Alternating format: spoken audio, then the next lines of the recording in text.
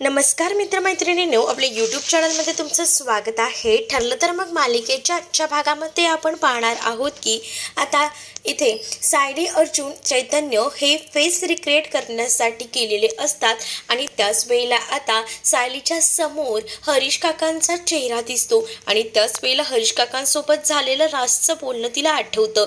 त्याच वेळेला आता तिच्या पायाखालची जमीनच सरकते आणि ती विचार करते की बापरे, हा सगळा प्रसंग हरीश काकांसोबत झालेला आहे, म्हणजे आता हरीश काका या जगात राहिलेले नाहीत आणि हे टेन्शन तिला खूप जास्त येतं आणि त्यामुळे ती आता तिच्या पायाखालची जमीनच सरकते। मधुभाऊंना जेव्हा हे कळेल तेव्हा मधुभाऊंना सुद्धा वाईट वाटेल असं देखील आता सायली अर्जुनला सांगू लागते। त्याच वेळेला आता अर्जुन हा सायलीला आधार देत असतो, तर त्यानंतर सायली म्हणत असते पण हरीश काकांचा मृतदेह आपल्या आश्रमात सापडलाय, म्हणजे हरीश काका आपल्याला सोडून गेलेले आहेत आणि फेस रिक्रिएट केल्यानंतर सुद्धा हरीश काका समोर येतात आणि त्यामुळे आता जास्त करून सायली ही घाबरलेली असते। त्यानंतर आता अर्जुन चैतन्य आणि सायली बोलत असतात, तर सायली अर्जुनला एक आयडिया देते आणि म्हणते आपण हरीश काकांबद्दल एक माहिती काढू शकतो, ती म्हणजे त्यांच्या मित्राकडे जाऊन आपण एक काम करूया का, त्यांच्या मित्राकडे जाऊया, तिथे आपल्याला सगळी माहिती मिळेलच।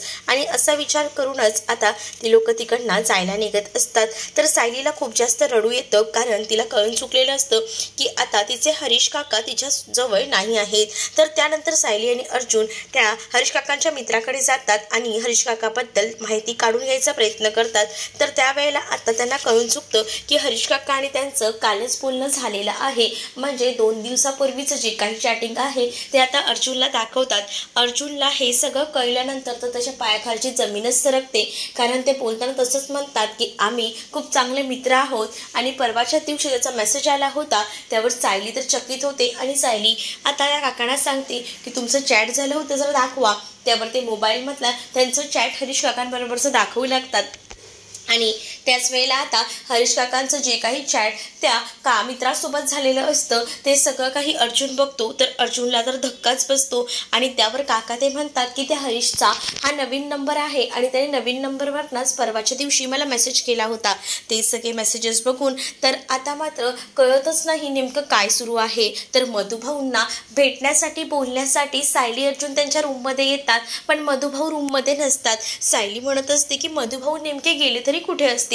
अर्जुन म्हणतो काय माहिती, रूममध्ये तर असायला हवे होते, पण आता बाहेर सुद्धा नाही, रूममध्ये नाहीत, मग गेले कुठे। सायली म्हणत असते त्यांना तर सांगितलेलं होतं की कुठेही जायचं नाही, मग गेले कुठे असतील। तर मधुभाऊ आता प्रियेच्या सांगण्यावरनं घर सोडून गेलेले असतात, त्यामुळे आता मधुभाऊ नेमके कुठे गेलेले असतील आणि आता मधुभाऊंना शोधण्यासाठी अर्जुन सायली कुठे जातील हे पाहणं तितकंच इंटरेस्टिंग असणार आहे। तुम्ही जर आपल्या चॅनलवर नवीन असाल तर चॅनलला नक्कीच सबस्क्राईब करा।